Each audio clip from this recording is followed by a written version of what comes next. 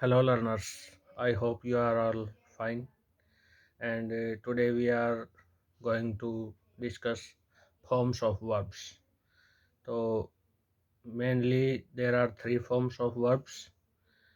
हम हिंदी में इस प्रकार समझेंगे कि क्रिया के जो हैं वो तीन रूप होते हैं मुख्यतया। इसको हम first form of verb, second form of verb और थर्ड फॉर्म ऑफ वर्ब के नाम से जानते हैं और इनके स्पेशल नाम भी दिए गए हैं।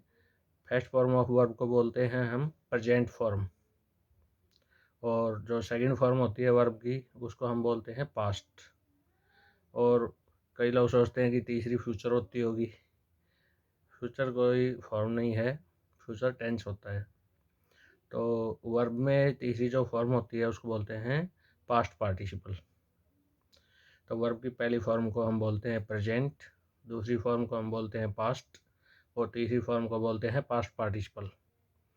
तो इनकी पहचान कैसे करते हैं कि जो जैसे हम एग्जांपल लेते हैं गो, वंट, गॉन, बिल्कुल इजी सी वर्ब है, ये सबको पता है इसका। तो गो पहली फॉर्म है, जी ओ, गो। दूसरी फॉर्म होती है वेंट और तीसरी फॉर्म होती है गॉन। तो प्रेजेंट फॉर्म कहें तो गो है, पास्ट फॉर्म इसकी वेंट है और पास्ट पार्टिसिपल फॉर्म को बोलते हैं गॉन। अब हम देखेंगे कि ये जो तीन फॉर्म हैं इनके अलावा हम कहीं पे देखेंगे कि वर्ब की फर्स्ट फॉर्म के साथ हमें एस या ई एस लगा मिल सकता है। जैसे गो की जगह हम देखते हैं गोज, और कई जगह हम आई एन जी जुड़ा हुआ देखते हैं, जैसे गो के साथ आई एन जी तो गोइंग। तो वही गोइंग और जो गोज है ये भी तो फॉर्म अलग होगी उनसे। तो इसको इस प्रकार समझ सकते हैं कि जो वर्ब की पहली फॉर्म है प्रेजेंट फॉर्म, उसको हम इन्फिनेटिव भी कहते हैं। इन्फिनेटिव का मतलब ये है कि पहली फॉर्म को हम दो तरह से लिख सकते हैं। एक तो सीधी वर्ब की पहली फॉर्म ही आए, और एक होता है टू के साथ गो यूज़ करें। टू गो है, इसको टू इन्फिनेटिव कहेंगे, और अकेला अगर गो है तो उसको कहेंगे बेयर इन्फिनेटिव या फिर इन्फिनेटिव विदाउट टू। और एस या ई एस जोड़ने के पीछे क्या मकसद होता है, क्यों जोड़ते हैं?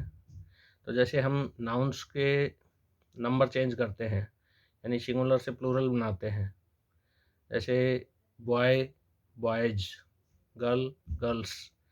तो नाउन्स के साथ हम एस या एस जोड़ते हैं तो उसका प्लूरल बनता है, लेकिन वर्ब में इसका उल्टा है। वर्ब के साथ एस या एस जोड़ देंगे तो वर्ब सिंगुलर हो जाएगी। तो वर्ब की जो पहली फॉर्म है, जो भी कहीं पे वर्ब की फॉर्म जो है उनकी लिस्ट दी हुई होती है किसी भी किताब में, तो पहली फॉर्म दी हुई होती है वो प्लूरल फॉर्म में होती है।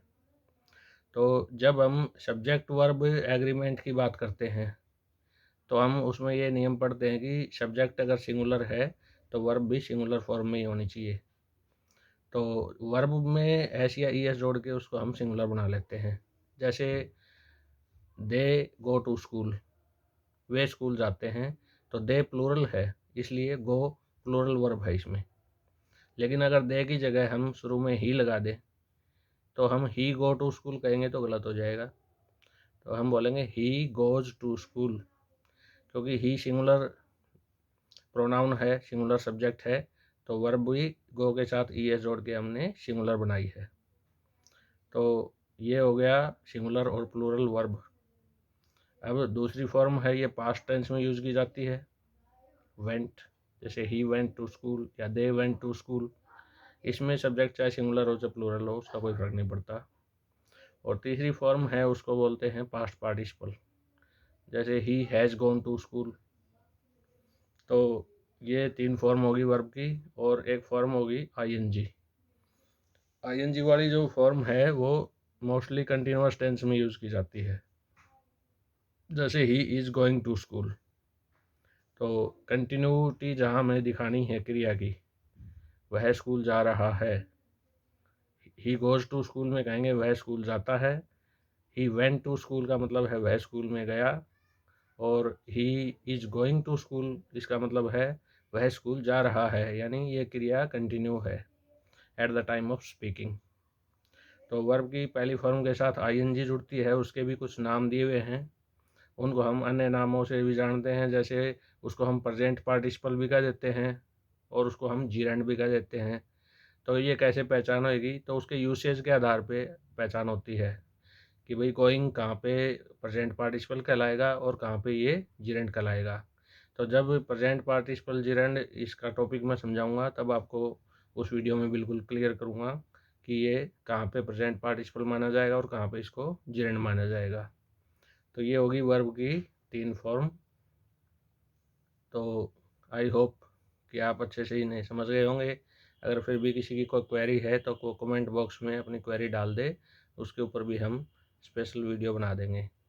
किसी की भी कोई भी किसी किस्म की क्वेरी हो इंग्लिश में तो आप कमेंट बॉक्स में उसे ज़रूर डालिएगा और चैनल को लाइक और सब्सक्राइब ज़रूर कीजिएगा। थैंक्स।